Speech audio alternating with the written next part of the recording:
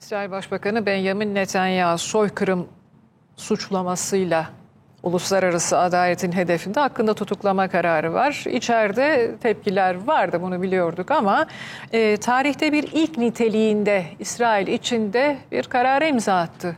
İç İstihbarat Teşkilatı Shin Bet Direktörü Ronen Bar'ı görevden alacağını duyurdu. Bu İsrail tarihinde görülmüş bir şey değil. İç İstihbaratın başkanının görevden alınması. Kararın zamanlaması da dikkat çekici çünkü karar tam da teşkilatın Netanyahu'nun danışmanları hakkında Katar'dan rüşvet aldıkları iddiasıyla soruşturma başlattığı anda geldi. İsrail Katargate skandalıyla sallanıyor.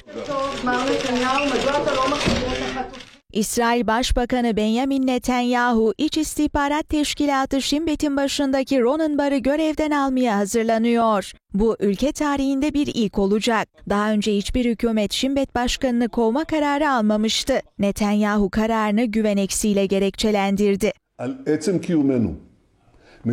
Güven eksikliği nedeniyle Shin Bet başkanının görevini sona erdirmeye yönelik teklifi bu hafta hükümete sunacağım. Böylesine varoluşsal bir savaşta başbakan Shin Bet şefine tam güven duymalı ama ne yazık ki durum tam tersi.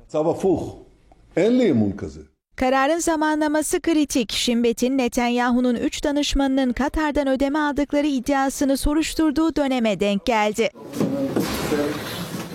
İsrail basınının Katargate olarak nitelediği soruşturma, Netanyahu'nun danışmanlarının Katar'ın İsrail'deki imajını düzeltmek karşılığında Katarlı yetkililerden ödeme aldığı iddiasına odaklanıyor.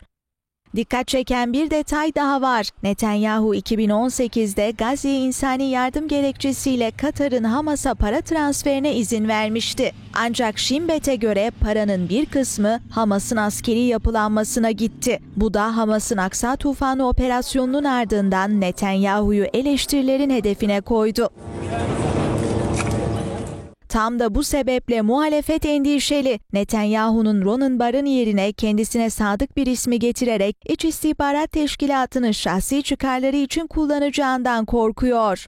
Ayrıca Netanyahu hakkında rüşvet, dolandırıcılık ve görevi kötüye kullanma davaları sürerken Shin Bet başkanının hedef alınması manidar bulunuyor. Zira Netanyahu'nun müttefikleri uzun süredir Ronen Bar'ın Netanyahu'yu zayıflatmaya çalıştığını iddia ediyor.